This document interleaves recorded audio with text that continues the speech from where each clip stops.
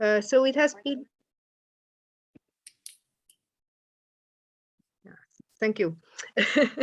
So it has been a very tight month, and it passed quite quicker than I thought it would. But also quite a bit has also happened, and I do not even know which order to start. So perhaps I will start with something that has been also in Estonia's agenda for quite some time, and start with UN development cooperation, because after a year and a half we have a tech envoy appointed.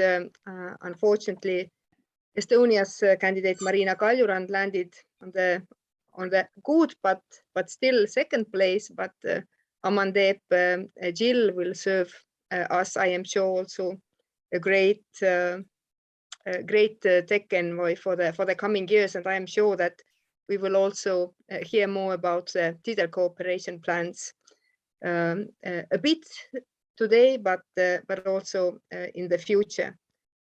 So there were also several great events, some of which I also managed to participate.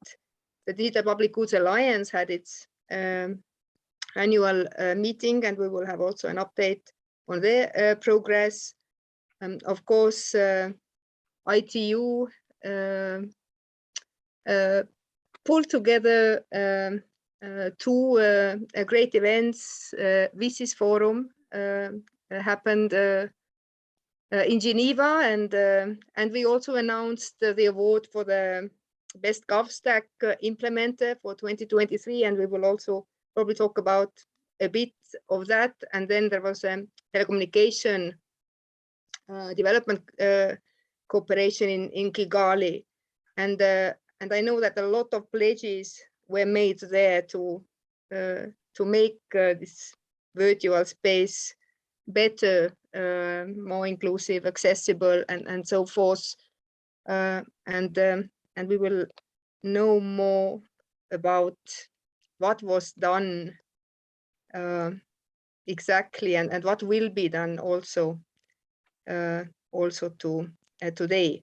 But I am just I do not want to talk about all these things myself. We have people a lot more knowledgeable come together. So I do not see Robert in the list, but I'm wondering whether. I think I haven't been able to get confirmation.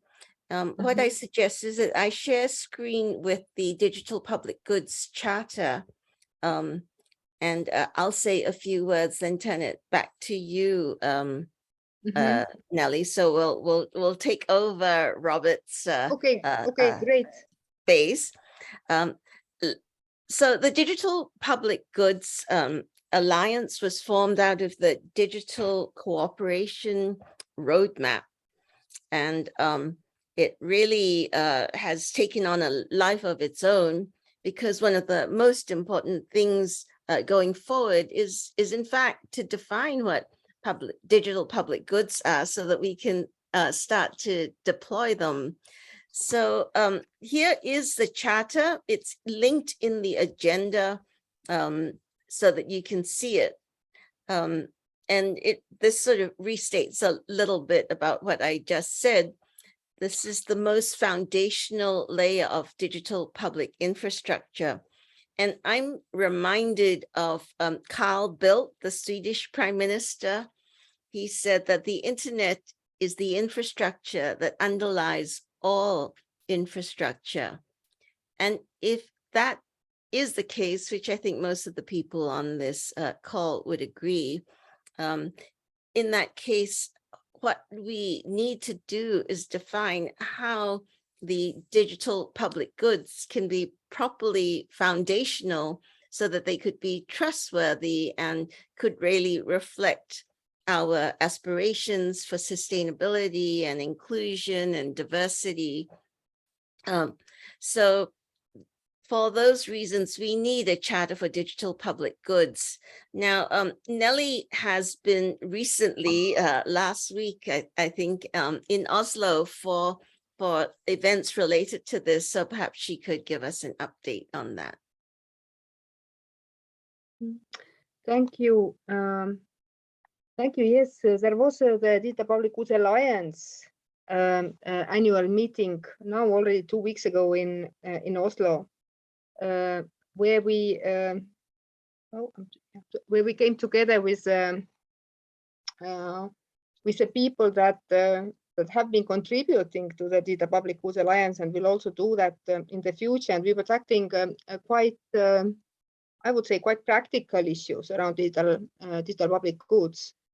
The Digital Public Goods Charter mobilization event was actually an online streaming, and it served as an addition, or I would say in a parallel event to what Digital Public Goods Alliance was doing. But quite many international organizations and governments also during this event also announced sort of both their pledges to digital public goods, but also some of them joined the Digital Public Goods Alliance. And of course, these pledges do not only come from the governments, even though governments have also stepped in, I would say, in this process, but also, of course, from private sector, and I would say also from individuals that have taken this or started to take this topic seriously. Of course, most notably, I believe everybody here knows that Nanda Nilekani and also Bill Gates, that were having a debate during our event in Oslo. We're making some further pledges for the digital public goods, and what was perhaps not agreed, but formally, but informally, that's a focus in the coming years will be specifically in the horizontal digital public goods that can be that are needed and also can be reused across different sectors.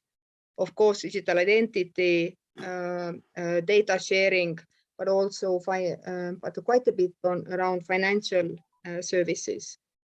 So perhaps this would be my take on this, but I understand that the next time in July, hello, we will have an update on. It's Declan. Okay. Oh. So we will have an update also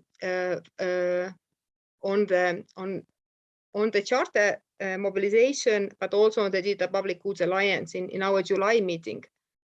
But I think I saw that there were some people also that were in this chat or in our members. I think were also present there. I think I saw Meilin here, but who was also at the Digital Public Goods Alliance meeting, but I'm not sure whether she could also comment from her side, I would say perhaps reflections on this, but we haven't coordinated before, so Meilin, feel free not to do it if well, you have other... I think perhaps I would like to open it up for discussion about digital public goods.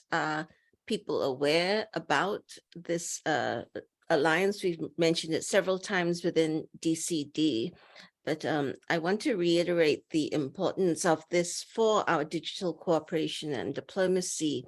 This is one of the major new things that we are taking on within digital cooperation and diplomacy, the concept of digital public goods, as well as the specific one of GovStack, which we'll hear about later in this session. And so does anybody have any questions or comments about Digital Public Goods Alliance, the charter, strategy and roadmap are here for you to look at. So open it up, anyone.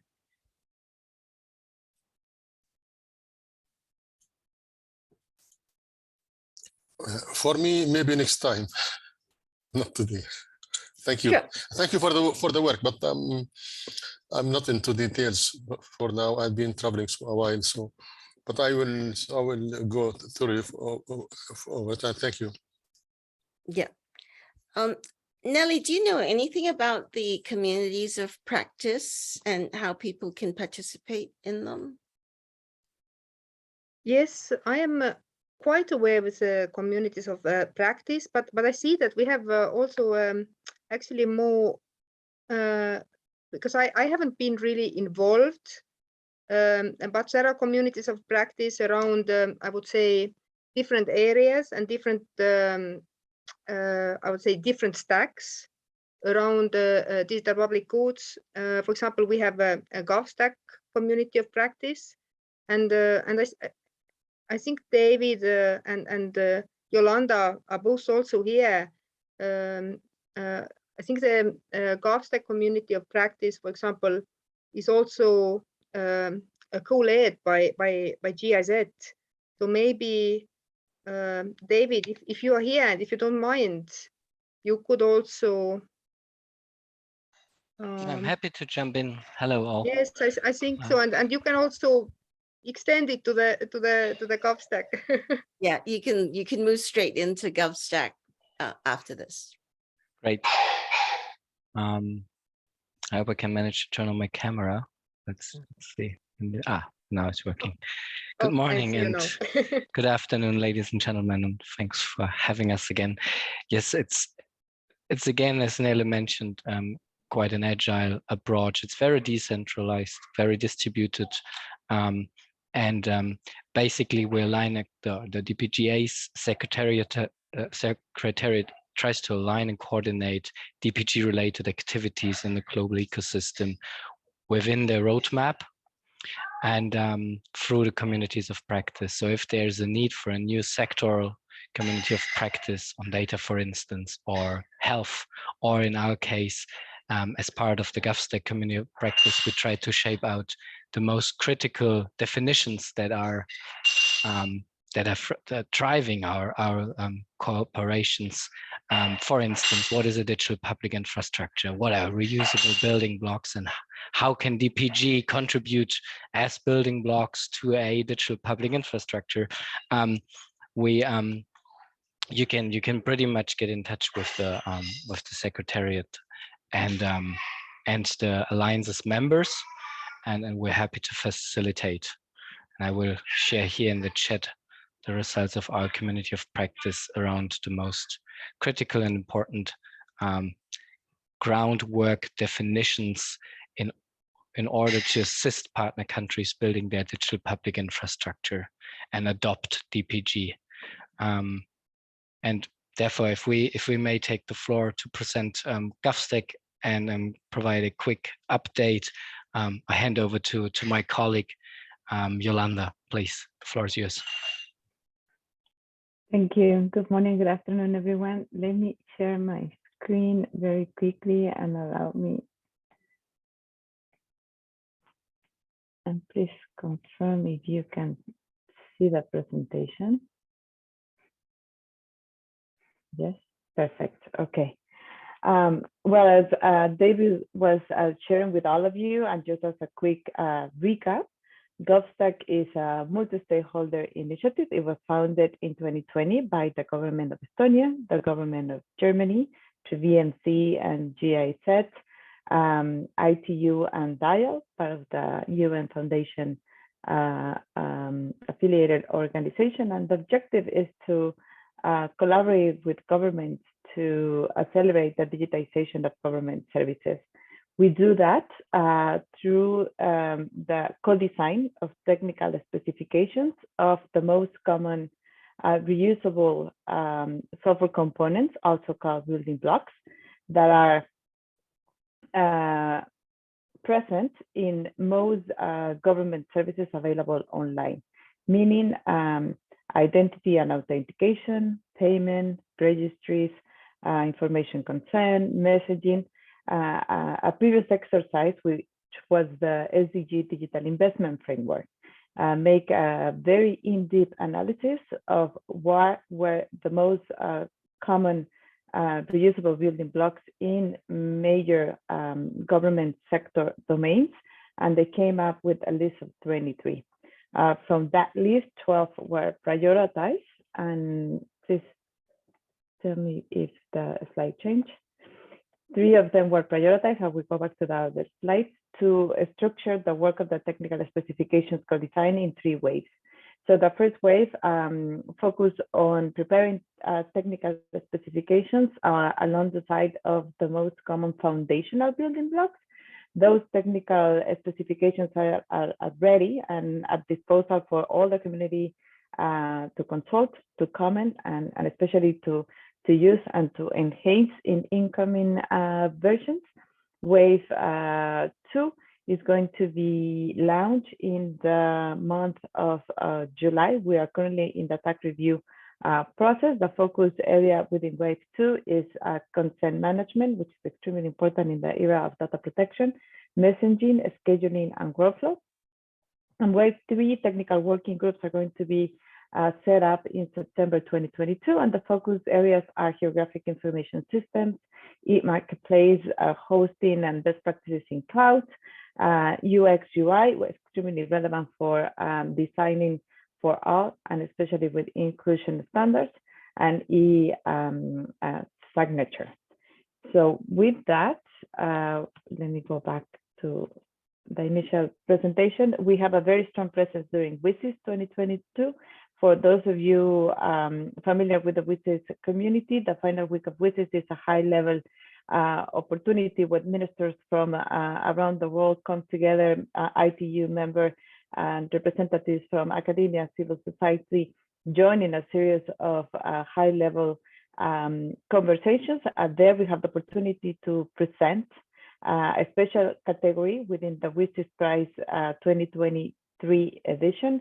The announcement was made with Nele and beyond from the German government as 2 country partners of the initiative, and the objective is to recognize best practices among countries that implement GovStack and reusable server component approach in the digitization efforts. The call for nominations is going to be ready by the end of the year, and we really would like to use this recognition event to motivate and to encourage digital teams around the world to design digital services according to live events and user journey that use digital public goods, that co-design digital public goods and reuse digital public goods to accelerate the digitization of government services. Also within the WSIS process, the launch of the GovStack CIO Digital Leaders Forum took place. This is a knowledge sharing platform with the objective to encourage CIOs and digital teams around the world to share their best practices, their governance structure, to demonstrate how digital service and how the building block approach has been a key part in the data transformation journey. David co-shared the 2 sessions. We have the opportunity to listen from and to learn from Egypt, Peru, Rwanda, Ukraine, Estonia, and India, their experiences in the digital transformation journey. And I will pass it over to David to share the Ukraine collaboration, which are currently under play. Thank you, Yolanda, and yeah, very unflattering photo of me, but indeed it was a very great experience to take part in the first GovStack CIO Leaders Forum and hear firsthand experiences and stories shared by our partner CIOs. Again, good morning, good afternoon, and apologies if it gets louder here. My children are playing around, and apologies, I owe you a brief introduction. I'm David, and I co-lead the GovStack initiative on behalf of the Federal Ministry of Economic Cooperation and Development on the German end. Yeah, very briefly, because this is latest update and just happened within the last weeks. Today, I think we can all learn how tremendously important the digital public infrastructure contributes to Ukraine's resilience. Actually, it is one of the main reasons why the Ukrainian government can still operate in a sustainable way. and it is their interoperant, robust DPI that allows them to still be able to deliver public services online, and it will as well help the country with the sustainable, inclusive reconstruction and recovery. Actually, only a couple of days ago, EU President Ursula von der Leyen named the importance of the digital infrastructure of one of the countries for one of the main reasons that she thinks the country's application as a EU candidate for EU membership is so important, and how far the country came in the last years. Ukraine only built their DPI in less than the last 3 years. One has to know they adopted X-Road, the Estonian data exchange layer, as Trembita, and with the assistance of UNDP, they adopted OpenG2P, the open source payment building block from Sierra Leone. So both, again, digital public goods, if you want to put it like this. Finally, they launched DIA, an app that allows more than 17 million users to access the most important public services and official documents online via their smartphones. So Vice Prime Minister and Minister of Digital Transformation, Mikhailo Fedorov, asked the BMZ to cooperate on the GovStack recently, as an immediate response, the Federal Ministry commissioned us, GIZ, to assist the Ukrainian government in the further development of the platform of registry. Okay, they're on my record player. 1 second, please. So now Ukraine is very eager to share their digital experience, as they're far beyond Germany, for instance, with international partners. And at the same time, the Ukrainian Ministry for Digital Transformation wants to provide the necessary reliable data needed for database decision-making through cross-sectoral centrally managed databases and corresponding capacities in the development, implementation, and in the applications. They most urgently need registries for damaged property and needs for housing. And yeah, this is what we're going to do now. We immediately start to cooperate under the GovStack initiative. We met Maxim Shkilov, the digital government executive in Geneva, around visas.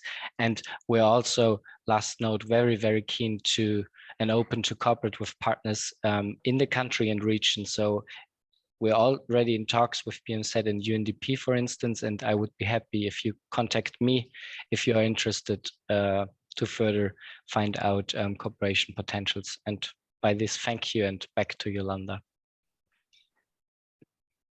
Thank you, David.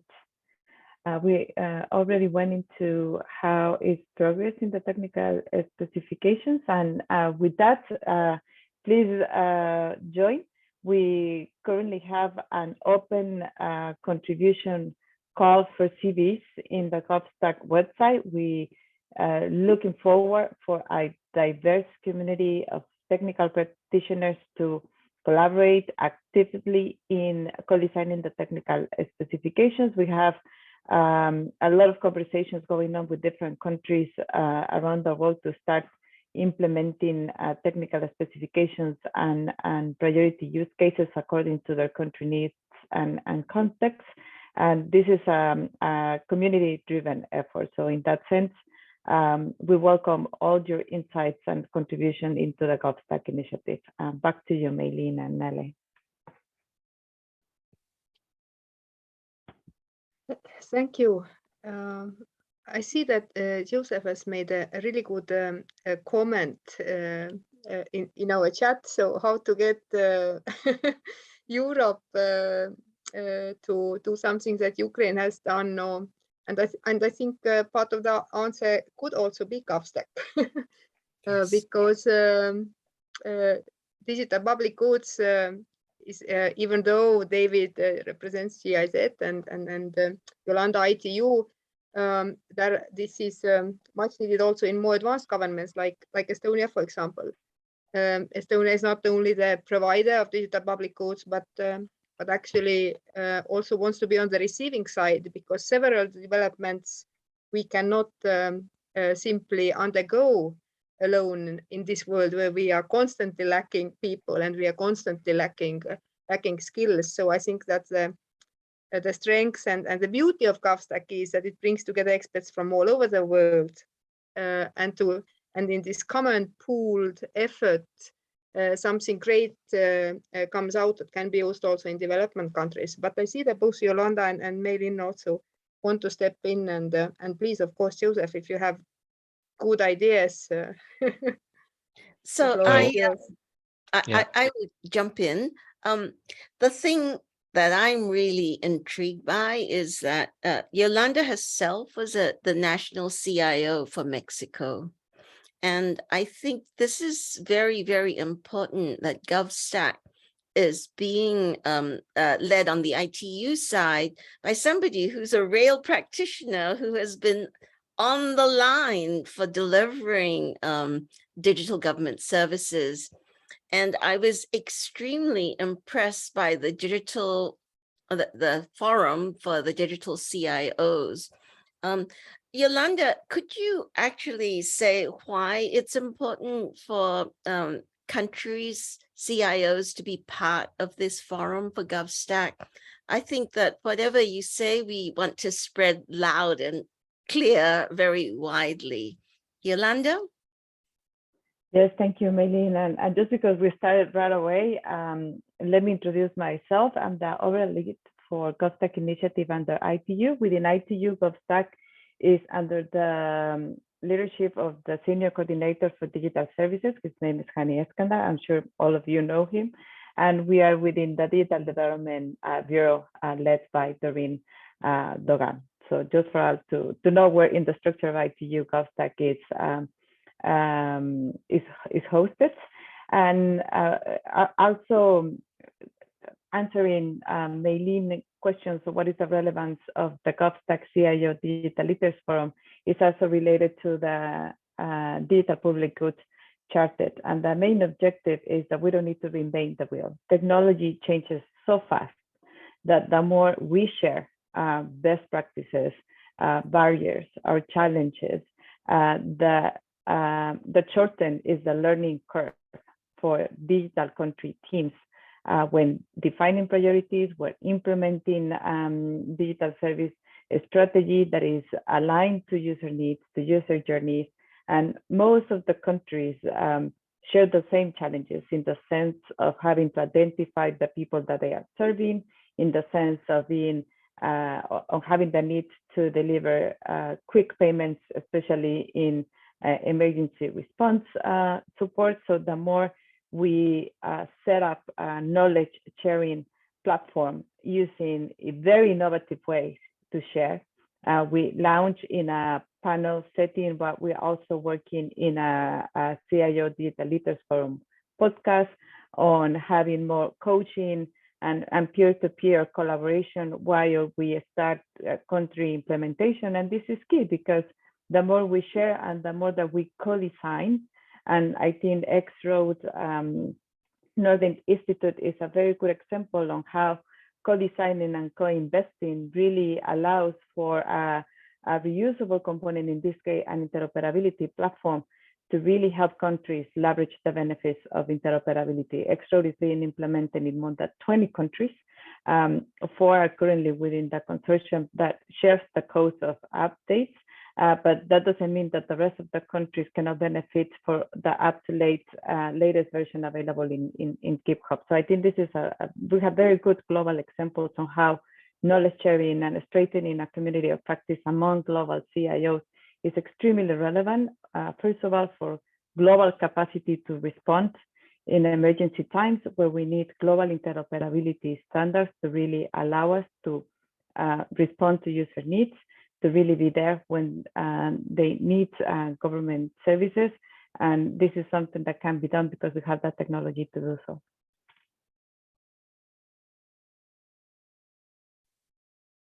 Thank you, Yolanda. Does anybody else want to step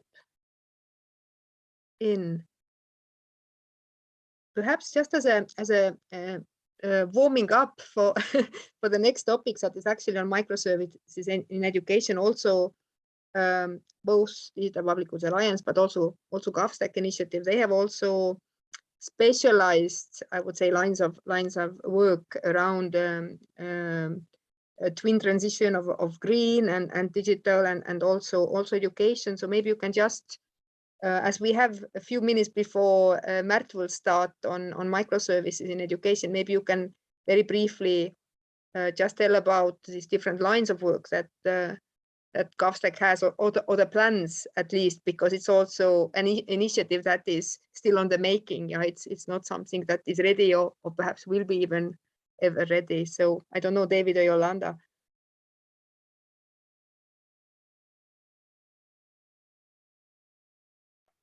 You're muted, David. Please go ahead.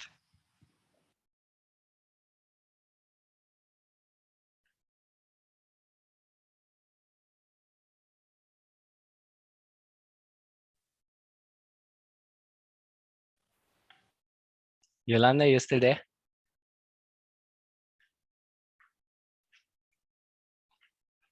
Well, yeah, what Yolanda briefly mentioned is, and what you could see in the slides is that I think we're going to one of the main objectives here is to combine governance and technology to facilitate the lessons learned, sharing, the experience sharing, to grow as a community and really as a philosophy based on the core principles of reusability and interoperability. And on the other hand, because one always tends to say technology is seldomly the problem, it's governance, we think it's actually both. So this is why what we try to preach and tackle with the working groups, as Yolanda briefly mentioned. In the first wave, we had working groups on digital registries, identification, authentication, information mediation, payment, registration, security. So the most important building blocks. In the second wave that has been launched is concept management, messaging, scheduling, workflow algorithm, and in the third wave, it will be even more. So the first wave of building block specifications has already been released, completed, and refined. The second wave has been released and is now under review, open for all. And the third wave of working groups are being formed. So that's maybe something we will share here in this chat as well. It's open for applications. It's really open for participation of all, and the working groups are working in a decentralized manner again, and are also formed by partners from the private sector, from the civil society, and the partner countries. India and Singapore, for instance, joined lately, and also critically overlooking the building block specifications. So one goal here is to nail down 80% minimum viable specifications of the most important building blocks, and based on that, build a sandbox as a model government platform to facilitate learning by doing, and assist partner countries to bring their use cases, their problems onto the sandbox environment to test and adopt and pilot online services, and get to know the required back-end preconditions and building blocks.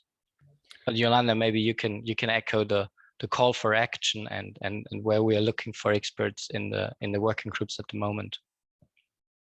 Definitely, thank you. I'm sorry because I was trying to unmute myself and I left the call. But just to complement what David was saying, we are really looking forward for a diverse group of experts in all sense, because this is the first iteration of the technical specifications. And as we move forward with country implementation and reference implementation, iteration of GovStack compliance process is going to be defined. And this is the most important, because the more countries implementing following the technical specification in a co-design process, the more tangible outcomes we can expect, because these technical specifications are living documents. So we are already working in version 2 of the first wave of technical building blocks, and technology moves so fast in terms of capabilities that we really want to make this a community-driven effort that can save a lot of time to country digital team, especially when they are running procurement processes or when they are updating their own national stack, and really looking forward to technology agnostic technical specifications that can complement either the legacy stack, or that can easily architect new generation of digital government services that are, for example, artificial intelligence enabled. And another good example is Estonia, with already a roadmap of more than 120 services to be AI enabled in the coming 2 years. If we want all governments to share this capability, GovStack is the proposed approach to build capacity, to co-design together the technical specifications, and to share reusable software components that can allow us to have that can facilitate global digital services standards and digital services integration at different regions around the world. I'm just jumping in. I want us to move to the next one. So I'm putting a question for the GovStack folks, David, Roos, and Yolanda, that perhaps is a topic for a future DCD meeting. What is your expectation for current technology vendors and how they would participate, especially the very large ones like the cloud providers, all the way down to the small startups? I think this is a topic that we would like to cover in a future DCD meeting. It sounds great. It just seems a little concerned that so much is happening, and I'm not sort of hearing the usual range of tech companies and their involvement. Do you want us to comment on this now, or? No, it's just for future. It's Okay. too big a question. It is a big, but maybe if you allow one note, Mylin, SAP has been involved quite heavily at the beginning of GovStack in the architecture group, and are actually still. So they are part of GovStack as one key player from the private sector, as a European software company, and probably not only out of altruism, I guess, but rather because as Yolanda said, the approach is technology agnostic, and because open technologies and standards and interfaces are the key to access, and also it's mainly relevant for private sector companies to also contribute to the specifications to be adoptable and interoperable to what GovStack is providing. But yeah, happy to bring on some private sector partners and maybe dive deeper into that question the next time.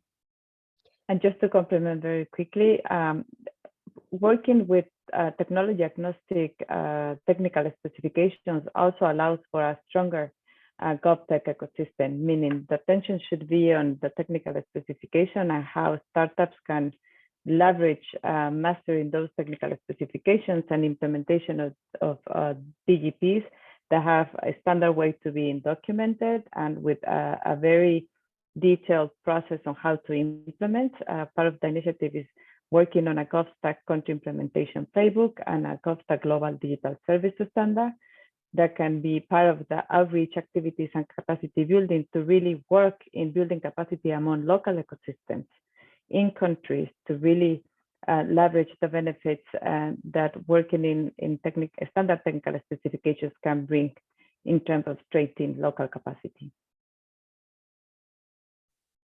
Thank you, David and Yolanda, and we have soon an important week coming where all the GovStack partners will meet, and definitely this question that Mylin was raised, I'm sure will also be something that will accompany us for quite some time. But thank you, David and Yolanda, and I will give now the floor to Mart Aro, that will in a way give an overview of one area, education, and how perhaps this building block based approach could be used. So Mart is from Nordic EdTech Alliance, and we'll talk about microservices. So Mart, the floor is yours. Hello, everyone. It's really a pleasure to be here, and it's an honor to be speaking after Yolanda, and really a pleasure to meet Yolanda the first time actually online. So I'll share my screen, and I prepared a simple presentation to go into the topic briefly, and don't hesitate to barge in and ask questions straight away if you would like to ask something. But so we talk about, well, I use the word microservices and instead of the building blocks. And to illustrate this very quickly, the idea is very simple, that we could imagine using Lego blocks. So, I mean, most of us have children, and we have been kids ourselves, and we always knew how we want to use the Lego blocks to achieve some of our goals, like what we wanted to build with the Lego blocks. So the basis here is very simply that most of us don't have a difficulty designing our learning ourselves. And yeah, why not to imagine then the future of education looking like a pile of Lego blocks and say, well, that could be combined together in the most meaningful way from the learners or from the teacher's perspective. It depends on how you want to facilitate the education system. But if we go a little bit into details, then in very brief, COVID-19 has hopefully opened a lot of people's eyes that the education system is very fragile, the way it's set up at the moment, and we could use digital tools to facilitate any kind of challenges in the future. And the situation is getting better and better by the day, I would say. But let's see what we need to do to really have a wave or tsunami of innovation happening. So today, I would still want to use this kind of slide as well. This is from my colleagues from Ministry of Education in Estonia. And it's a Eurostat-based research by McKinsey. And they're saying that education, including other very important services like health care and government public services, are not having a big potential for innovation. And of course, as an Estonian, I know that it's all BS, and there is a lot of things that we can improve with the help of digital and to cater more high quality and cheaper, let's say, and more accessible education to everybody globally. And that should be the goal of the discussion in the frame of GovStack as well, I believe. So there is actually a bunch of different challenges in the ecosystem that are holding back this kind of development. And one of the challenges is that it's, even if the Lego blocks already exist, and people are saying that there is more than 30,000 of them already available, it can be like super complicated for a teacher or for a learner to find the right Lego blocks for them at the moment. And one of the reasons there is that, for example, Google is a popularity-based search engine. But most of the good innovations in education are not yet very popular. So you might not even get to the most useful answer at all. But at the same time, we see very good solutions already out there, especially the people that are kind of digging deeper in the ecosystem. So as one possibility to solve this challenge, I was inspired by Mail-In actually, that we should talk about how the spice market developed. So throughout thousands of years of iterations, I mean, I hope that it's a familiar concept to all of the participants. We have come to the concept of beautiful marketplaces where you step in the market and you already can see the beautiful colors and smell the fresh herbs or dried herbs. And we can already start kind of imagining how great food we are going to make with all of these beautiful herbs. And the same should happen with education. So there should be such a high quality and high assortment of tools or learning materials that are available online that the learners could then combine together. Maybe the educators can combine together to offer like personalized learning pathways for absolutely everybody. And it doesn't matter if you have learning special needs or not, you would be equally well taken care of or catered for. So one of the possibilities to move ahead for this would be also to set up a global center for innovation of learning. And the concept could be launched as a Leonardo initiative, and it would be basically possible to bring together the best knowledge from academia, because there is a massive amount of knowledge available that is actually not being used, and it's not getting into the hands of the learners and teachers or educators. So, but for example, in psychology, there is major breakthroughs in the last 100 years, in neurosciences in the last 40 years, in pedagogy as well, of course, but most of this is staying in the beautiful ivory towers of universities, and it's never getting to the hands of learners, which is of course concerning, and it made us think kind of how can we create a natural motivation schema so there would be a nice flow of the new knowledge into the hands of learners, and adding innovators into the circle, of course, creates a much better flow of this. So if somebody is interested to learn more about this concept, more than happy to share. Just, I don't know, connect with me in LinkedIn, and more than happy to share the document. But yeah, together with the United Nations Technology Innovations Lab, we looked at some of the major, let's say, barriers for the ecosystem development in education innovation, and we mapped it out with this schema. And just to very briefly dive into this, for example, one of the big headaches for educators, for teachers concretely, is that if you want to use digital tools in your classroom, you very often need to make accounts inside of these tools. And if you are an active teacher, you might want to use, let's say, 30, 40 different tools every week. And at the same time, you might be teaching as a general teacher or subject teacher in general education. You might teach like 200, 250 kids easily every week. So all of them also need to make these accounts. And of course, a single sign-on technology is already here for at least 20 years.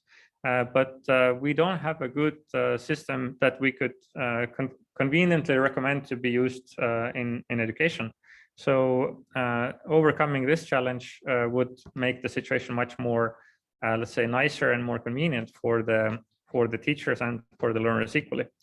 I will not go into details with others, but again, if you are specifically interested in looking at the barriers that are in the ecosystem, then more than happy to have a look at it together.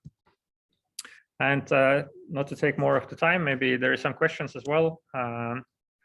That's the very brief presentation for today. Thank you, Mart. I saw quite a bit of discussion in the chat. So would anybody like to, please, Yolanda? I think there was something also directed to you by mail in. I was being very careful not to close the session this time. No, I think very interesting, Mart. Thank you for sharing, because within wave 3, one of the focus areas is e-learning platforms. And not to start from zero, the technical specifications, because there are so many initiatives already there, but actually how to articulate. So what you just share with us is very aligned to where we are currently envisioning for wave 3, and I'm happy to follow that conversation forward. And I didn't see that question, sorry, Maylene. Yes, totally agree with wave 3. I don't know if that was a question or I did not cover it. No, it's not a question. It was just reaffirmation of what you said But Is the hey, one, did you see a link to GovStack for this marketplace with EdTech vendors?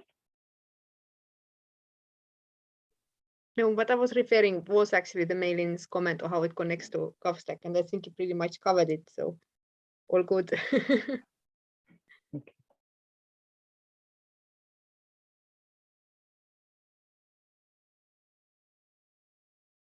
So Dorothy has a hand up, please. Yes, if you could clarify a little bit how you're dealing with the localization and the cultural dimension of education through this approach, how you involving local developers so that you have a contribution at the national level. Thank you very much for this question.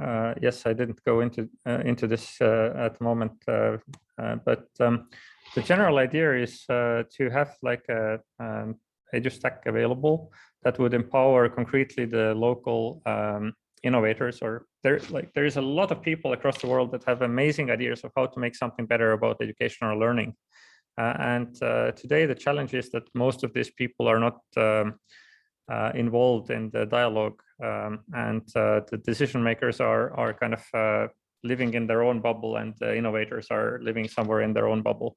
And the goal should be, in my opinion, that we would improve the ecosystem to the level where the innovators would be empowered to start producing or making prototypes, at least, of their ideas.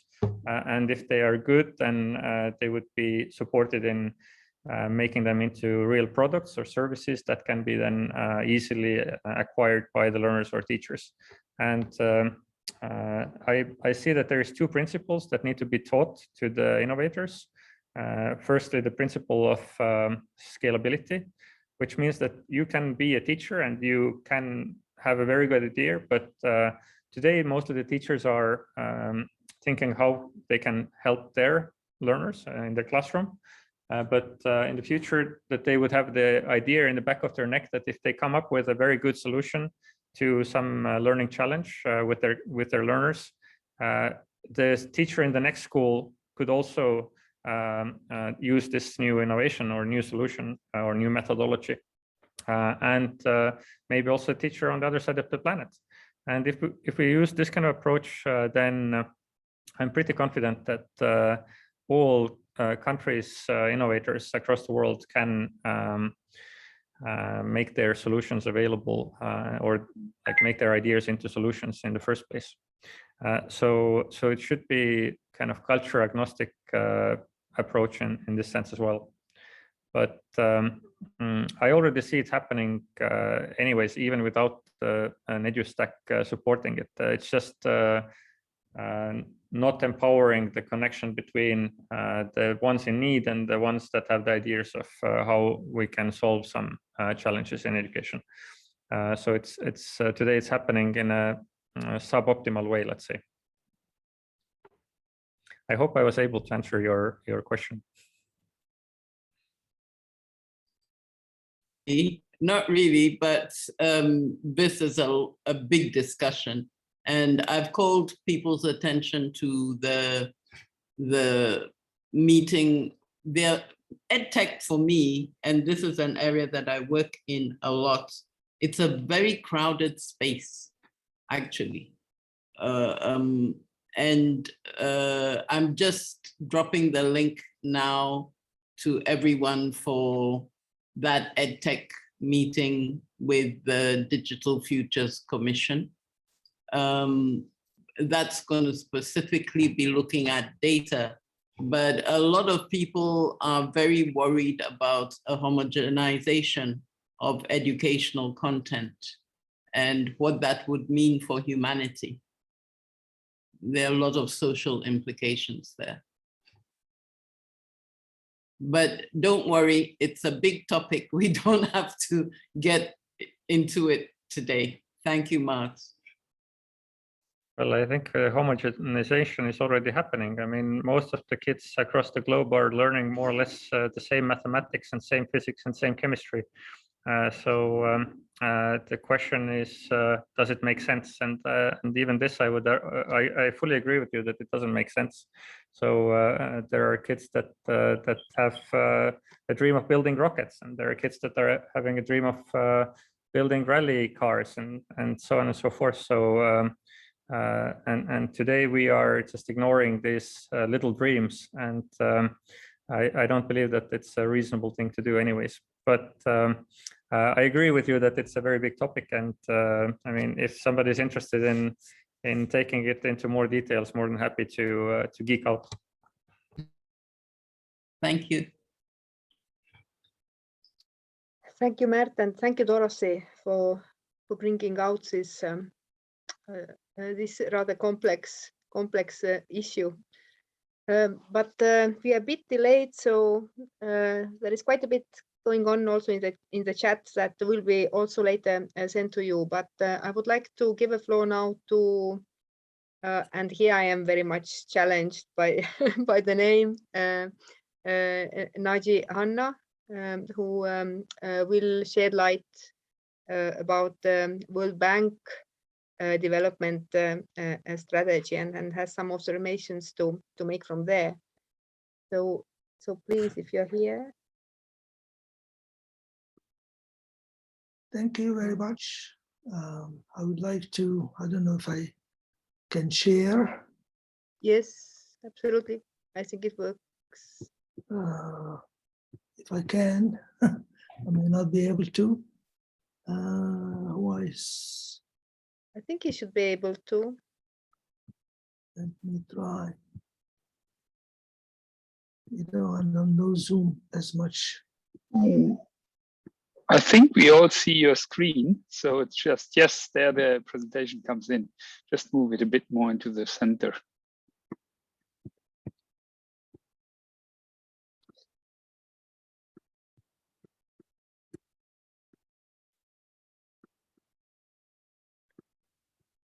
Not so sure.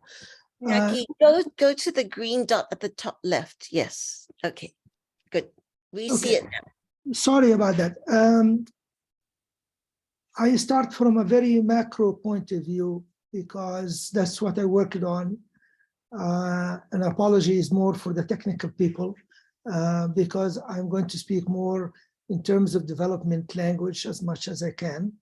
And I learned quite a bit while I was listening. The World Bank is probably the largest lender for developing countries. Last year was about $100 billion annual lending for developing countries from the World Bank, and another $30 billion annually from International Finance Corporation, IFC. So whatever they are doing do matter to development scene. And I tried to be, while I was at the World Bank, to integrate or to bring digital technology to be more central to our dialogue with countries and to country development strategies. And I met all kinds of challenges in the process, and I'm actually writing even a memoir about the history of engaging the World Bank into this area and to what extent I succeeded or failed, and many other colleagues as well.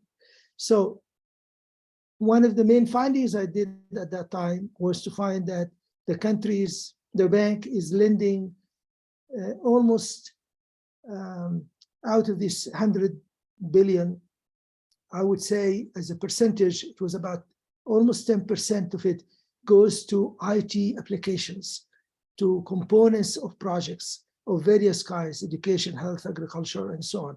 The bank is involved in all these sectors, but because it is diffused in these various components of projects, senior management were not giving it much attention as a sector or as a dimension of development until much later in time.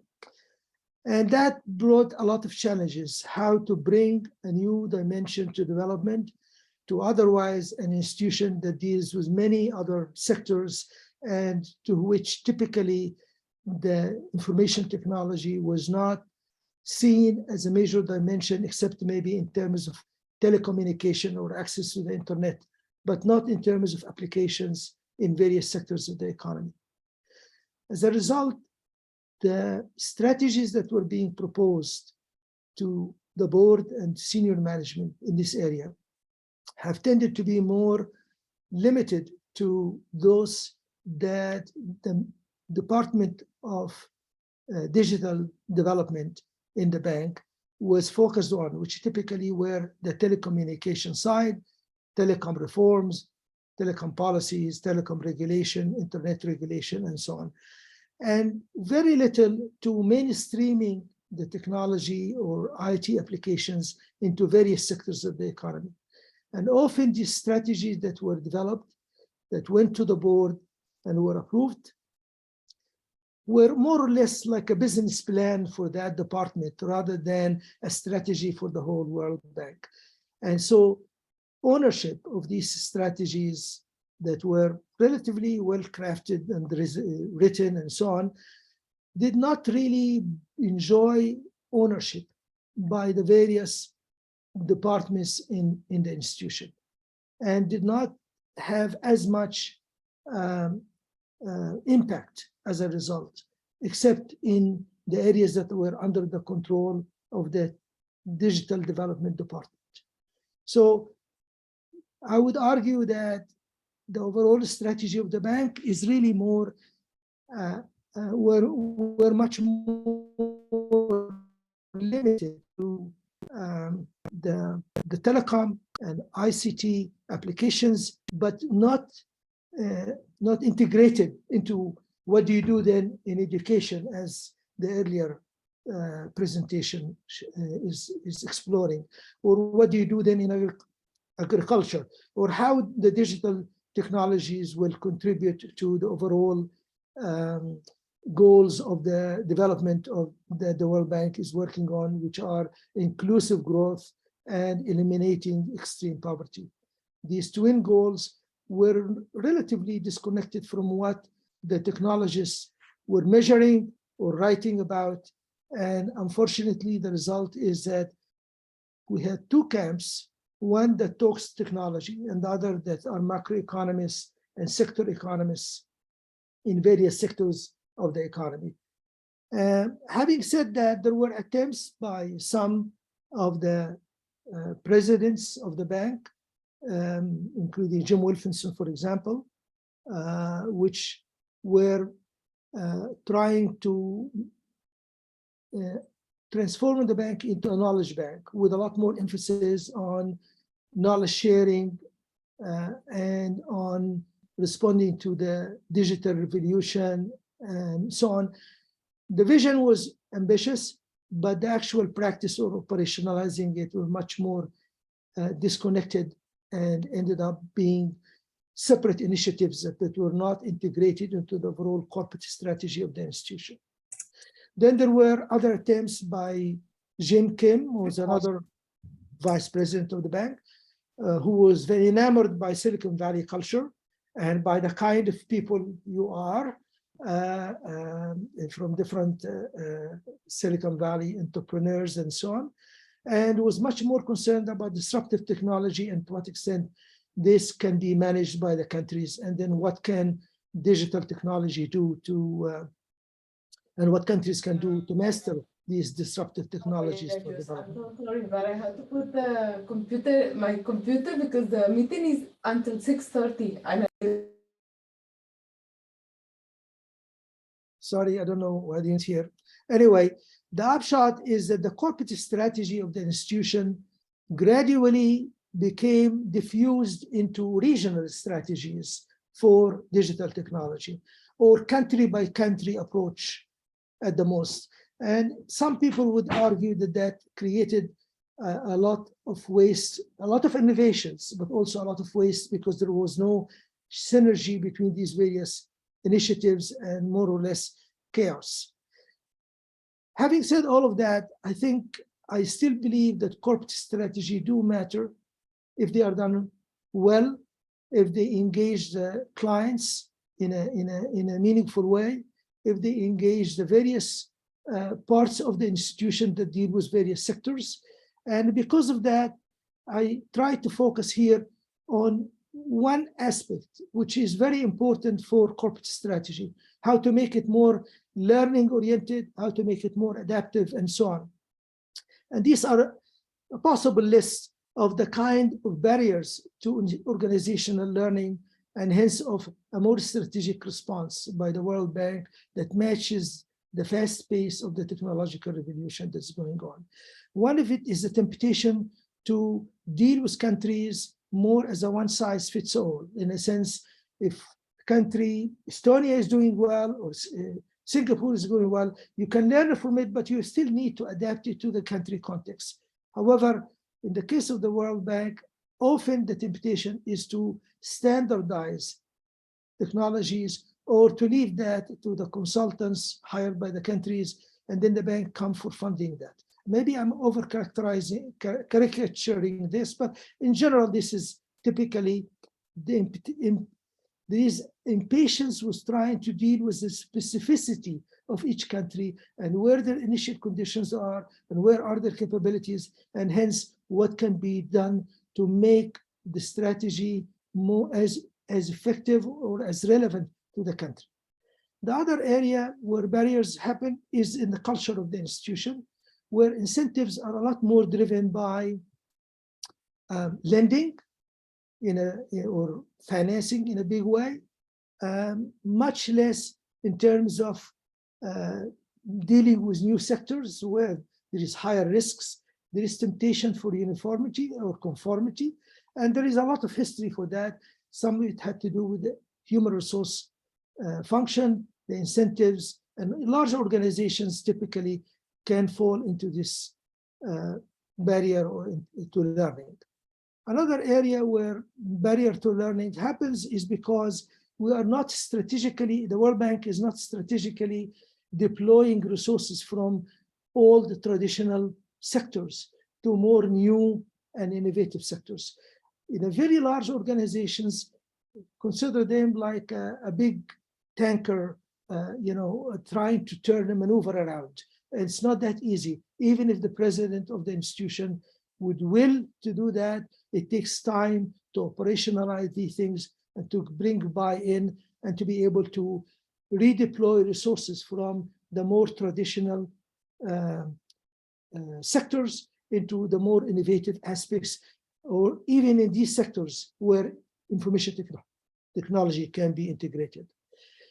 There is also a tension between the World Bank as a lending institution and the World Bank as a knowledge transfer institution or a technology transfer institution.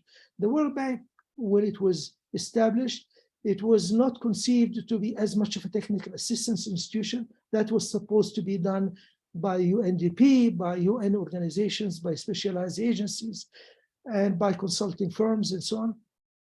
The bank was much more oriented to deal with large projects that transfer large amount of money. And that becomes even more problematic when there is a debt crisis or when there is kind of disruptions that we face today for many countries that needs balance of payment. And hence the bank acts closer to what the IMF does, which is really balance of payment in a big way. The other area where I find concern about or limitations to learning is the amount of time we spend with the client countries, with our counterparts. And when I say our, I'm sorry, I don't mean myself. I mean by that my colleagues at the World Bank, because I retired from the bank 15 years ago. I consult, I advise, but I am left after 30 years at the bank. So when I say ours, I really mean the World Bank staff. So the World Bank staff is torn between how much they can process, how much they can meet the demands internal in the institution that had to do with harmonizing the proposals to meet the approval of the board and to meet the demands of the top management, and between spending time to listen to the clients and to work with the specificity and the conditions of the country and the clients you are dealing with, where a lot of learning can happen and but a lot of listening also is needed. The other area of limitation, in my view, is the bank's own collaboration with other UN agencies, with the regional development banks, with local small innovators, as we were talking about. And I was listening attentively to all of you to see if the World Bank even would be mentioned in any of the partnerships that are going on or any of the forums that are going on, because the World Bank has its own, digital government forum, has its own all kind of forums for digital transformation and so on.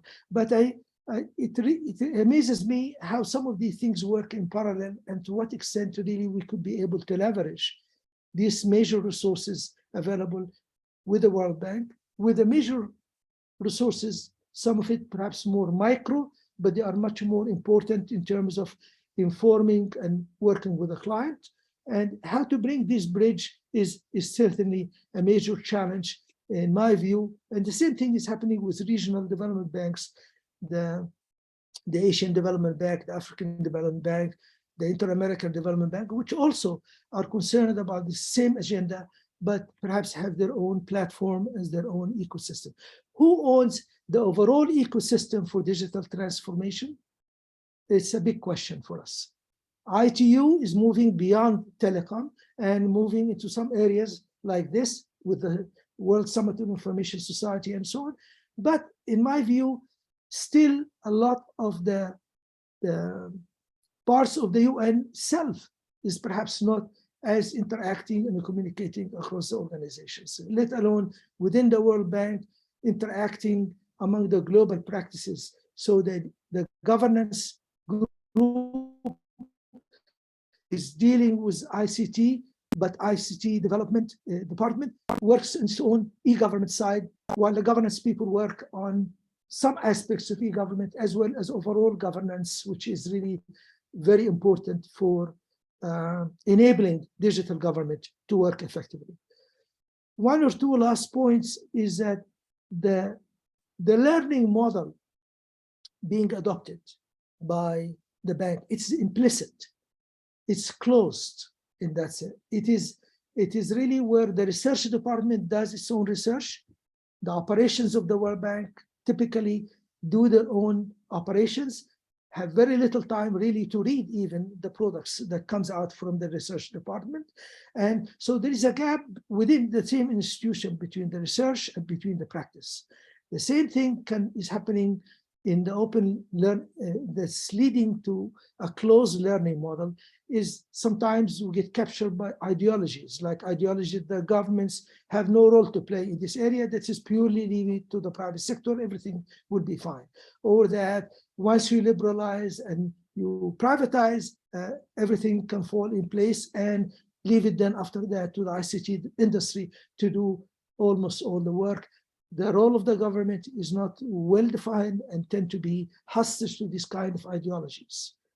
Finally, I would say what is missing often is a corporate leadership and strategy that can enable learning at the frontline level, at the grassroots level, co-innovating with clients, co-innovating with other partners in development. And that is really a challenge because the stakeholders or the shareholders of the institution don't have a consensus on what the role of the World Bank should be in the digital transformation, in my view. They recognize it is a very important area, but they have really not translated that attention into then what is the consensus at the whole institution level, but across all the shareholders to this area. Maybe it is impossible to do that. I don't know. This is a question to you guys I'm asking. Would the World Bank, or for that matter, aid agency, need to have a corporate strategy about where they are heading in this area? Or is it such a volatile area with a lot of different experiences that it defies perhaps having a consensus on a digital development strategy? So I'm ending up with really a question mark that I hope can engage you and made some provocative statements that you may not agree with, is that to what extent could aid agency learn and how we can help, or how can they be able to practice open learning model with clients and be able to accelerate the learning to match the fast change of the digital transformation. Thank you for listening. I'd love to hear your interactions or your reactions to some of my points, which are not, by the way, representing the World Bank. They are really my personal observations. Thank you. And thank you, Malin, for inviting me to your interesting group. Thank you, Nagy. I'm just jumping in because I'm struggling myself with some of your acronyms in this slide. So perhaps you can help us. GP, Global Practices, UN, of course, Regional Development Banks, Human Resources. I don't know what other. What's a YP? Yeah, oh, sorry, Young Professionals. These are the people who are recruited, and that was a model of program that young professionals with excellent academic credentials and very brief experience in developing countries to be the new generation of managers or leaders in the institution. And this created a certain culture of young professionals who are good analytically, but have little experience. And you can see the combination of that, what it may do to learning and to be one size fits all. Well, then I will follow up with my question, which is there hope or is it hopeless? Very good question. I have to tell you the fact that I stayed in the World Bank for 30 years and the fact that I was hit on the head many times, and the fact that despite that, I enjoyed the mission of the institution, and that there are very major talent, diverse talent there, but there is a lot of inertia for the institution, and it needs pressure from outside as well. And that includes the developing countries themselves. They own part of this institution, and they should be vocal in what they think the institution should be doing. We have a major shareholder, the US in particular, which does make a big influence on the institution.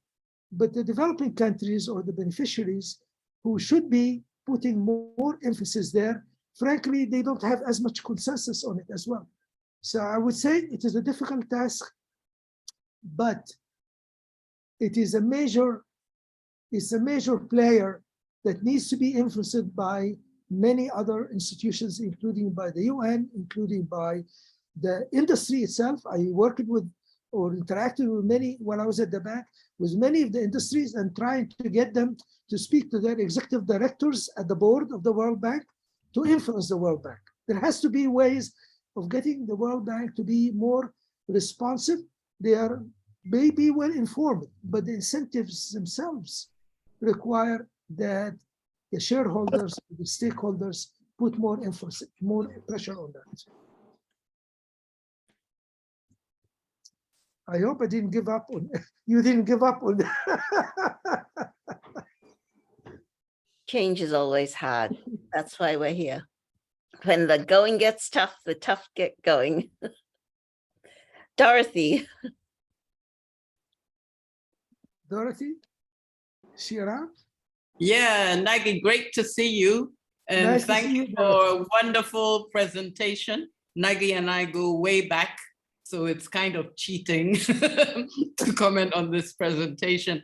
But I just wanted to say, Nagy, that while you're looking at the countries who are deeply involved in the governance of the bank for direction, let's remember that they're grappling with these issues themselves at the national level. And, you know, you can imagine that if the bank came up with what would have to have been, you know, hugely innovative, if they came up with a solution for this, and then they approach a national government which is used to working in silos, which hasn't embraced the idea that digital is transversal, it's transformational, they will resist and they will write the same old project. So it's so complicated to see a way forward, because you mentioned the US, but if we read the US digital strategies, we still see that silo approach to a certain level. You know, we are not seeing anyone who has got it right, and it's going to take time for us to get it right. But I do believe we will get it right. You know, maybe Estonia has it right. I haven't looked at it for a long time, but I do remember enjoying your previous president's contributions on panels to how to think in a different way when it comes to digital. May I just interject here a bit, because I think I agree with you that it is a difficult thing, and that there is really no one thing you can say it is that is right and that is wrong, or there is only one global best practice. I think there is a lot to be learned from the countries that have been leading on the transformation process, and a lot more in-depth evaluation of various approaches based on what the experience of these countries have been. I think there's a very rich menu of learning agenda that comes from perhaps a more humble approach, that we don't have the foreign answers, but we can learn from the pioneers what they have learned right and wrong, and do more independent evaluation of these experiences, rather than having it to be primarily driven only by a vendor or by a single country. It's very important that we spend some of the resources on learning these very country experiences and be able to provide the necessary forum for the. You're right, in the sense that there is no final answer at this stage, and may never be. I think more important is to try to bridge. And I think the task managers or the staff who are working on the front line have a role to play in bringing a more holistic view of what the country are working on, and be able to argue that case with their senior management who are relatively more detached or disconnected from what these silos, what they are doing. These silos are, we are reinforcing the silos ourselves by having these silos within our own institutions. And what's important is to have a common vision of the holistic transformation that includes not only the infrastructure, but the human resources, the policies, the applications in the digital platforms that cuts across sectors. This whole area that complement each other is now fragmented in various ministries, and sometimes it needs an outsider to come and engage in that process and stimulate that communication across all sectors. Thank you, Nagy. I think today also we heard many initiatives, and that also wondering how to get it more streamlined and better coordinated. So you are of great help, and I'm sure that you will also connect with many of us here today in the call. So thank you, Nagy, and see you soon, I hope. Thank you, and you have my email if anybody wants to ask more questions. Thank you. Thank you. We will now move on to Maike Luiken. So please, the floor is yours, and please also introduce yourself quickly and what you will talk about. So thank you. Thank you, thank you very much. It's a great pleasure to be here. And I'd like to thank Nele and Yousef for the invitation to present. I'm a volunteer with IEEE. I'm currently the past chair of the Member and Geographics Activity Board. And I lead a new initiative that is formed by the IEEE Standards Association in one of the industry connection programs, and it's called Planet Positive 2030. And I think Nele has my slide deck by now. If not, I can share myself. Please share, please share. Okay, so now we're going to see whether I can share out of the vast list. Nagy, you need to stop sharing. Nagy, you are still sharing. We can't. Sorry, fine, sure. Now I can see you. Just hold on. I need to open up.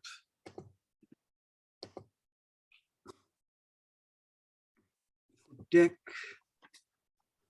And there we go. I think this is going to work. Okay. Can you see this chair? Okay, perfect. Yes. Okay, so I have about 10 minutes. Is that about right? Okay. So this is essentially a generic presentation. So I'll be skipping across a couple of slides. And does it allow me to go forward? Yes.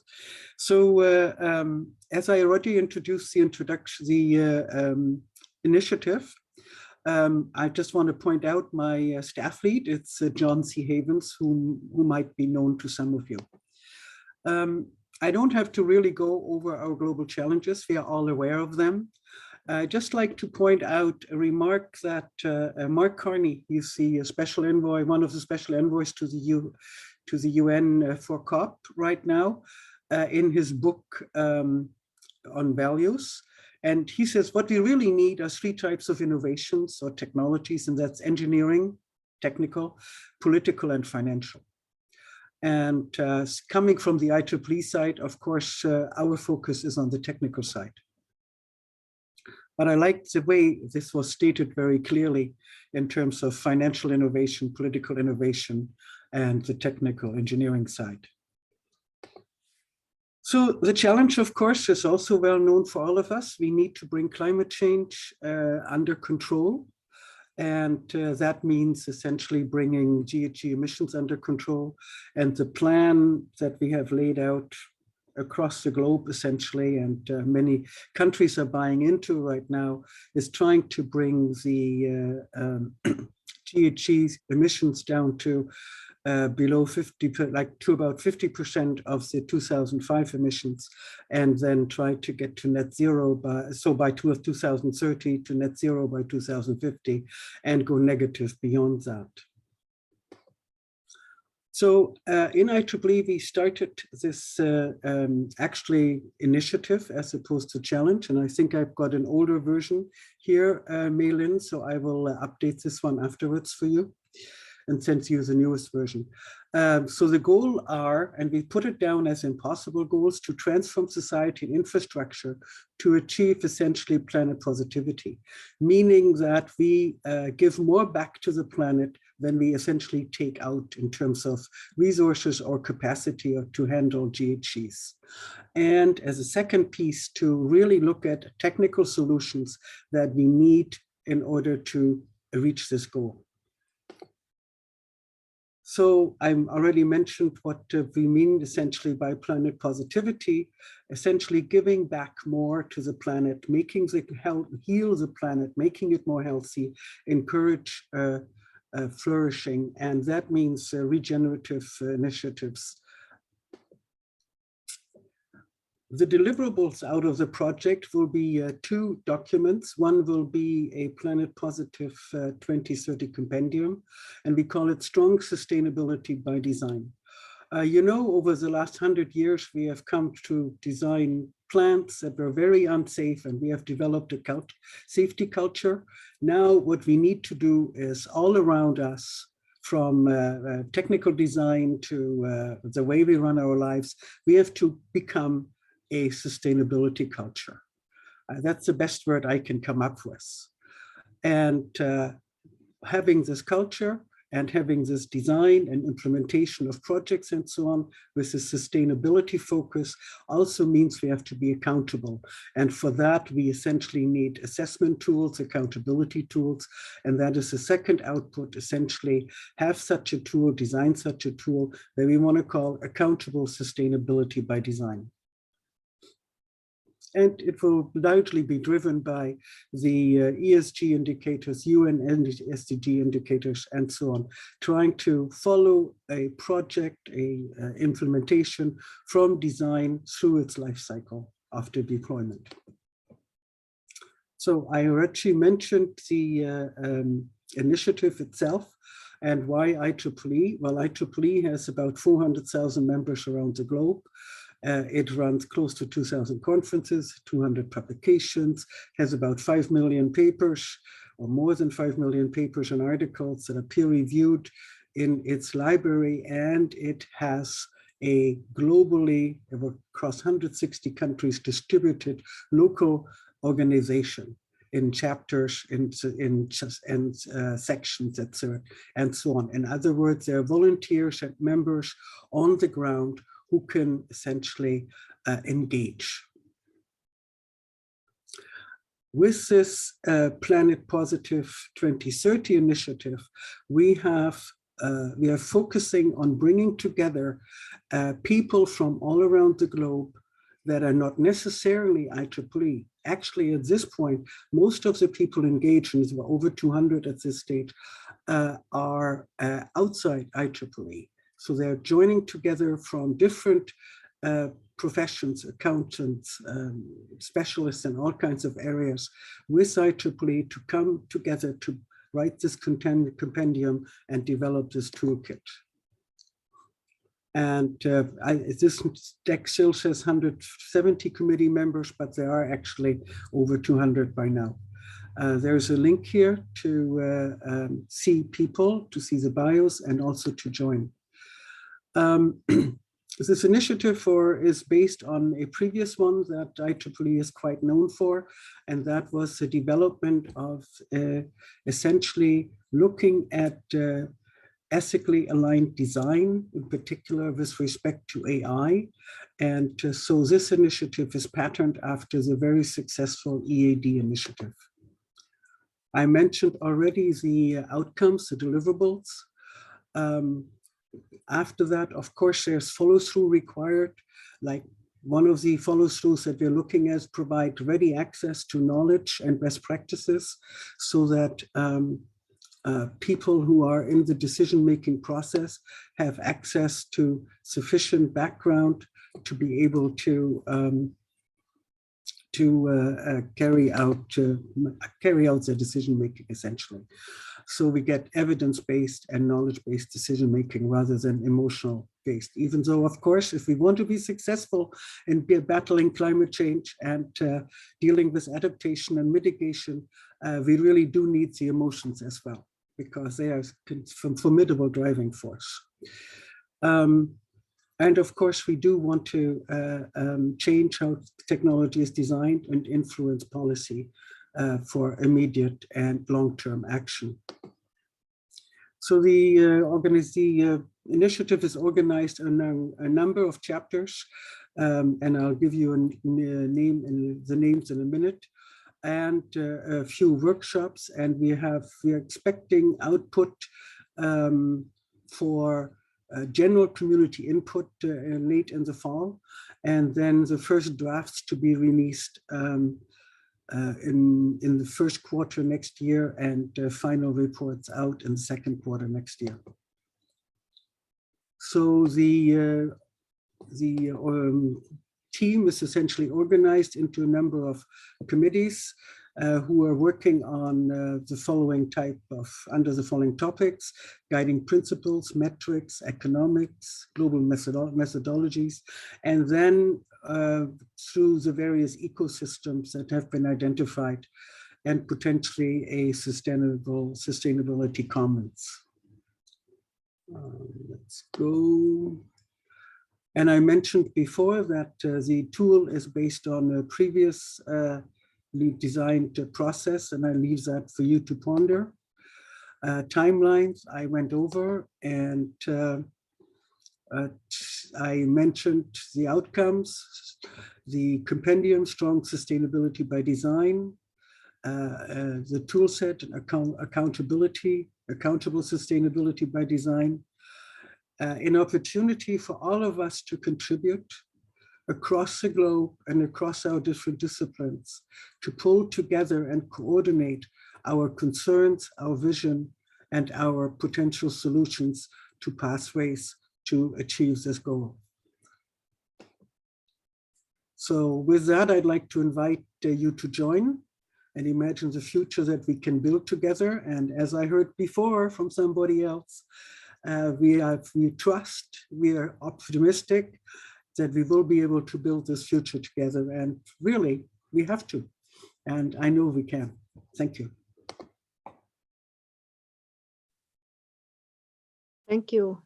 Thank you, Mike, and very much for this overview, and I'm just wondering very quickly before we go, whether there is definitely something that somebody would like to say at this point to ask ask Maike as she is with us today before we move on. Or Maike, maybe you want. I'll just stop the share. Okay, thank you. And I see Kevin has a hand, so very quickly as we have 2 more people still today. Thank you. I understand. Just a quick question. If you want willingness to behave, behavioral information from regions to complement your tool set, Choice Flows has the ability to provide that to you. It would not be coming from primary data. It would be coming from the willingness of various populations to want to comply or to act in positive ways toward what you're trying to achieve. So if you like that, Maylin can make the appropriate introductions. So it's not a question, it's a volunteering. I'd appreciate that. I'm Maylin, please do so. I'd very much appreciate it. Done. Thank you. Thank you. Thank you so much, Maike, and good luck. We will... Well, thank you. You are invited, so please come and join us. So we will now move to Nicky. So please, Nicky Waco, the floor is yours. And are you here? I saw before, but I think Nicky has actually left us. He was definitely here before, No, but he's here. no, hasn't. Can't hear Yes, you are here. Sorry. So please, your turn. His microphone's not working. You have to I hear unmute you. Nicky. Nicky, you're muted.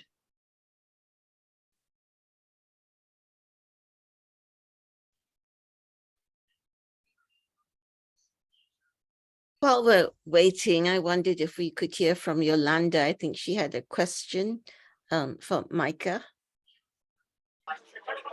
Yes, thank you, Melly. Very quickly, just to share with everyone that within GovStack, we have a work stream on green GovStack, focusing on developing e-waste management guidelines, green ICT procurement guidelines. So I think that which are the same principle of sustainability design.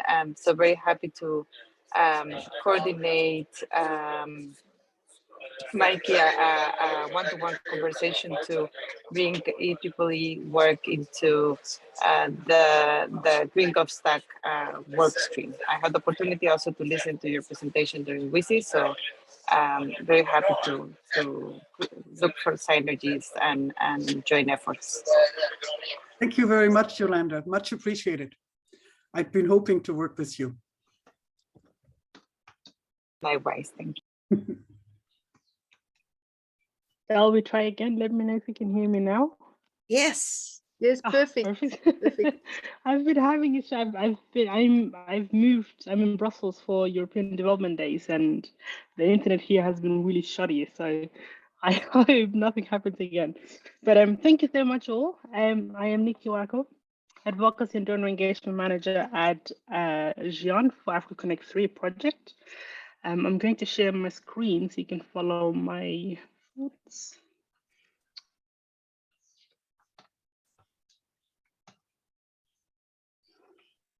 Is it all clear to everyone? Perfect. Right.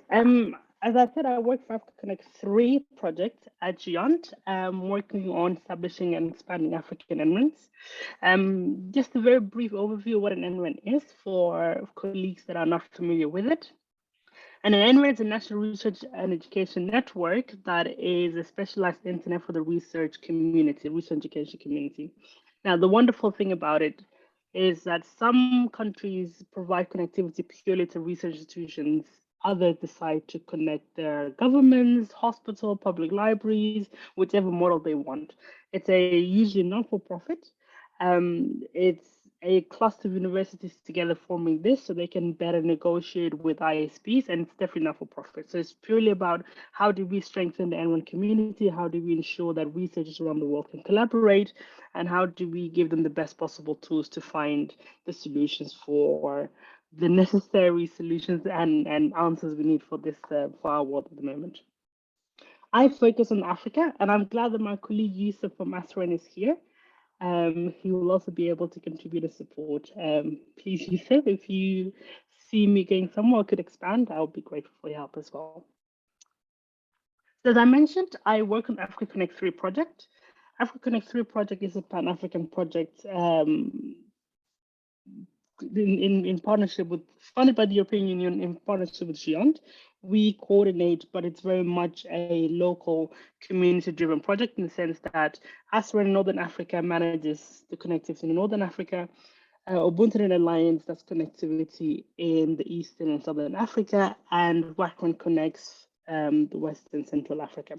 Collectively connecting about 5 million users through 1,700 institutions.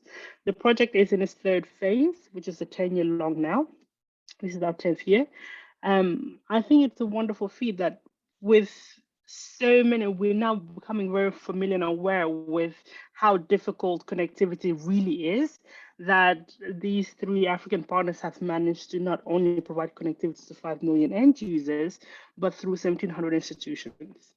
I think this speaks very clearly that Africa doesn't lack talent, it doesn't lack intelligent people, it doesn't lack possible solution contributors for problem solution contributors in the world. It just lacks tools and it lacks an opportunity.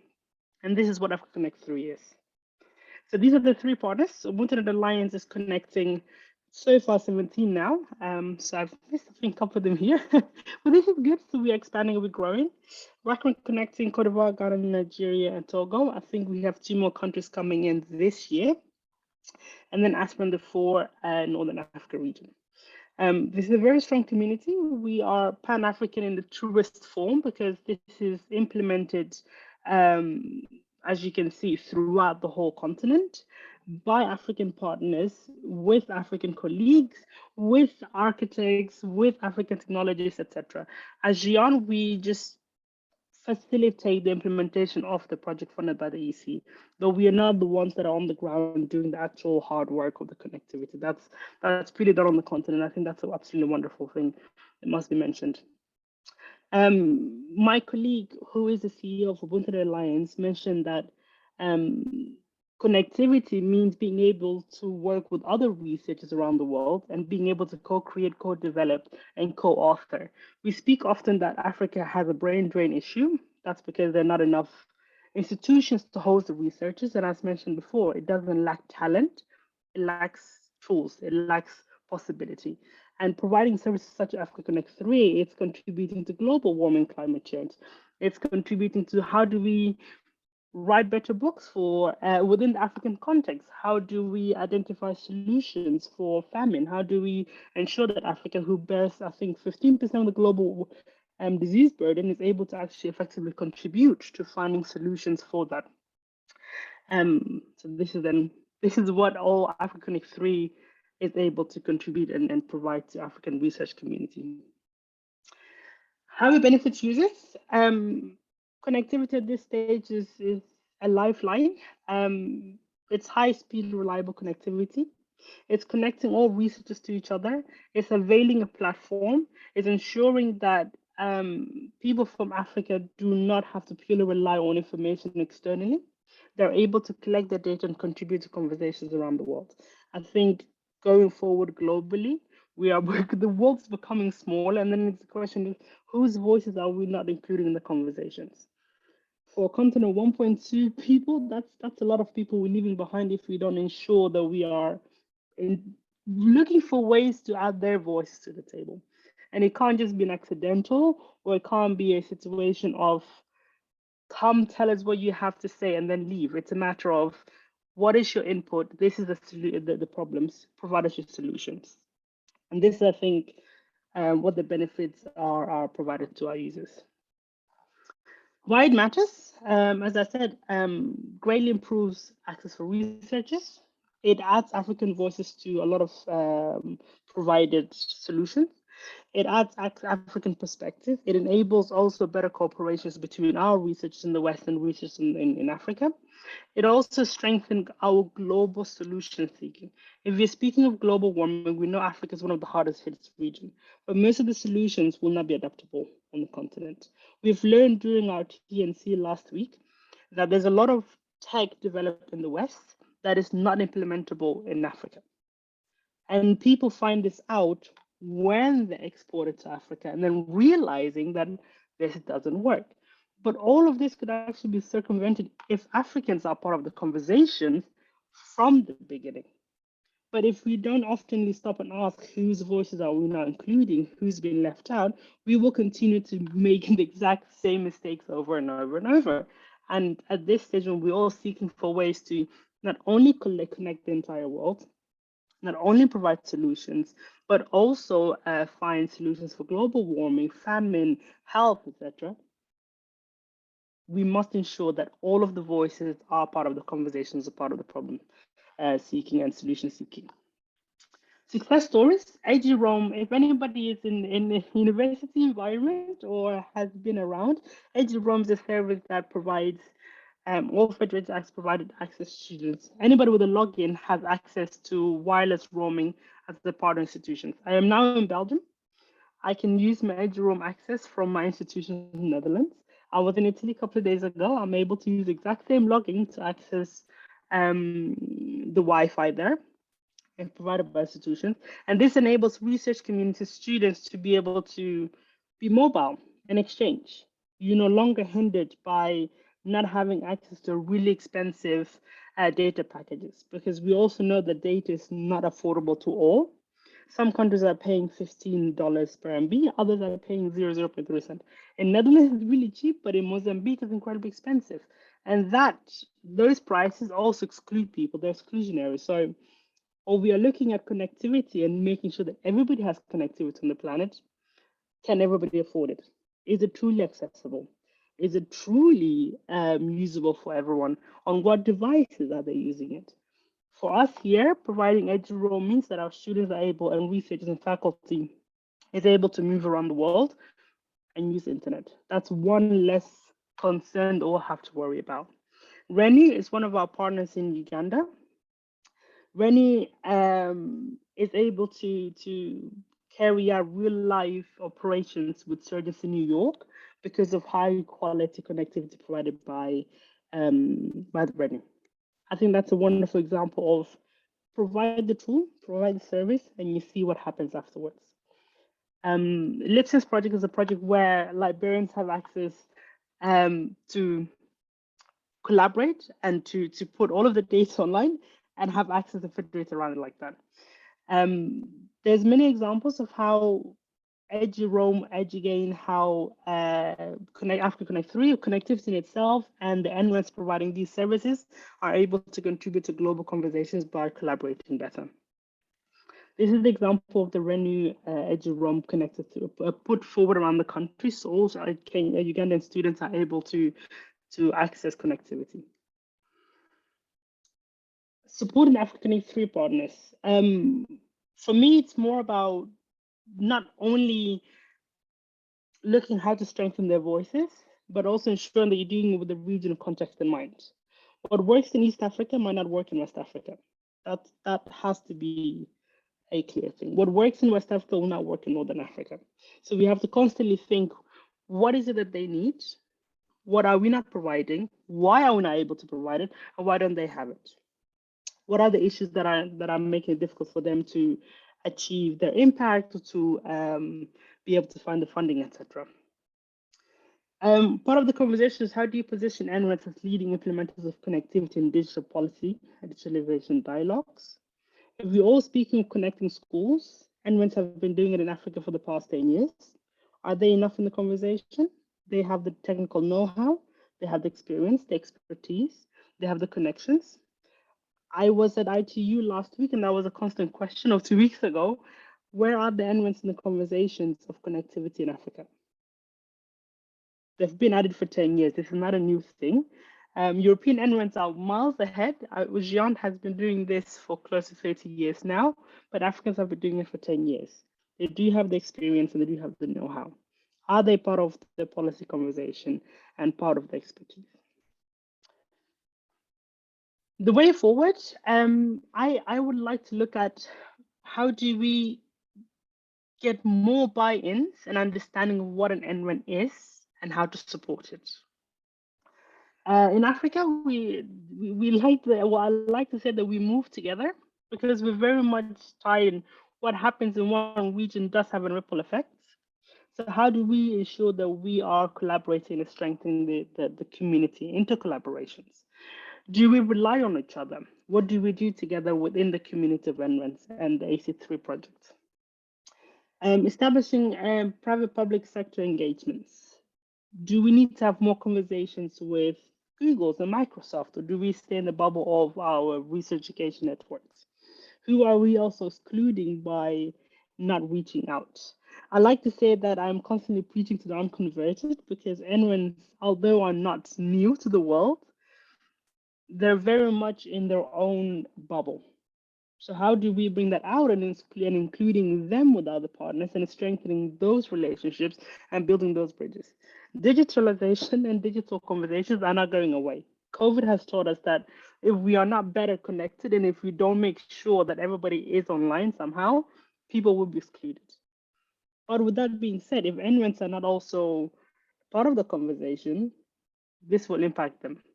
And if entrants are now contributing their voice by also continuously reminding people they are present and preaching to the unconverted, they will also be leaving out potential end users and partners in the government and the private sector. This was us a couple of months ago about a month ago in Kigali for eLearning Africa. It was the first time we were there. eLearning Africa is very much an EdTech based conference, but it was really important for us to attend, and it was the first time we're doing this, so we can expand the conversation of entrants beyond our bubble of providing connectivity to research and education networks, but also how can we support and how can we learn from other EdTech and partners and friends and colleagues in educational technology and digitalization conversation. Challenges and solutions. First of all, funding everywhere is a challenge, and I'm really glad the colleague from World Bank mentioned it as well. World Bank has, to some degree, been quite generous to us, but the problem persists. Funding is a problem. Part of it is that access to our entrants sufficiently involved in conversations such as this one, that they can contribute and ask questions that also be known. Is there recognition for what it is they do? To colleagues here, it's the question also, what are you working on? Is it developed in the African region or whichever region you want to be in? Is there a way to contribute and strengthen that? What is the product? What is the service? What is the actual impact versus perceived impact? We know that with entrants now, and Africa Connect 3 projects, 10 years, 5 million end users, 1,700 institutions. It's not just the perceived impact, we have an actual impact. Who needs to be on board and who's not in part of the conversation? We have an issue with gaining national agency support, which is governments most of the time. Have we left them off the conversation? Are we not part of their conversation? Where's the disconnect coming from? What is happening there? And is a lot of these unpacking of the narrative of an entrant, why is it not sustainable enough in the long run? Is it a matter of funding? Is it a matter of it's not sufficiently supported by national government? It's a matter, is it not recognized by major donors, agencies, etc.? So these are some of our challenges, which also limit then, of course, access and recognition. And that's it from me. So if you have any questions, I will happily answer your questions now. Thank you. Thank you, Nicky, very much. I saw that Yousef was posting some questions in the chat, but as we have also Yousef here, and just an update on an agenda Declan is not going to speak, but Maylin posted the relevant link in the chat, and after Nicky we will have Yousef commenting in. So I would suggest, as we have 3 minutes, Yousef. Yeah, thanks for bringing me in directly, Nele. Oh, sorry, was there different? It was my pronunciation mistake now that created this confusion. I use Yousef and Joseph, or Joseph or Joe. Sorry, Yousef, your turn. I keep quiet. No, and Nicky, if you just see the chat, then you can answer in the chat. Yes, I want to respond to your Joseph, to your queries. It's actually you sent 2 questions. Actually, because I'm working with Nicky, she mentioned me, so you asked 2 questions. I think one of them is related to schools, right? You asked about first about schools. Yes. So that's for schools to start with. Actually, let's agree. I want to just make it clear that the schools are totally different from universities in terms of schools usually belong to the ministry or so in a way or another, so they are managed differently. However, there are some countries like Jordan. Jordan is connecting all the schools to the public, to the let's say schools in not research and education in. So it depends on the country policy and so on. I believe Emirates also is trying to build. I'm talking about my region actually. So it could be possible, but because of the function is totally different, they could share some kind of similar services, but to be completely schools network, I think it should be separate and independent of the NREN, which is National Research and Education Network. Now for Maylin comment on Africa, on United Nations Global General Assembly Science Summit. We are part. Africa Connect 3 will be there in a dedicated session for this. So we will be sending the announcement, and we'll be happy that you join and attend and contribute wherever you like. So we will have complete session. Actually, it's more into panel discussion than presentation, because it's more into how can Africa Connect 3. Actually, it's mainly the science cooperation, which comes out of NRENs, which I presented maybe 3 months ago. And NRENs are now doing the role of science dialogue and science diplomacy, because they are a good facilitator through provision of platforms and infrastructure, and they are now part of the global movement towards open science, which will be presented my colleague in the next meeting, I hope so. So we are there for many things. For the Science Summit, I would like to thank you, Maylin, to mention that, but also we are there. I think there is one more question about which I cannot answer, is about Europe Research Intensive Universities and African Research University Alliance. I hope I can take this question and send the answer by email to you. Sorry for taking long. No, I think you are much better in timing than we have been. So we ended exactly at well, my time 7:30, and everybody else's time probably much earlier or later. So I would like to thank you again for this session, and we will meet next time in July. But as Monday has slightly complicated, considering many of our agendas, including myself, it seems that we might be shifting the meeting to some other day in the week, and definitely not Friday, which is not a much better day. But we will let you know in the coming weeks alongside with the agenda.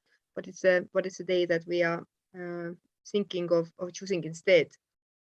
So the summer is coming, but many things are still going to happen. So some of which we will continue discussing also during our next meeting. So Maylin, would you like to add something from your side, or Or Yes, I just want to thank everybody for being here, and we'll see you next month.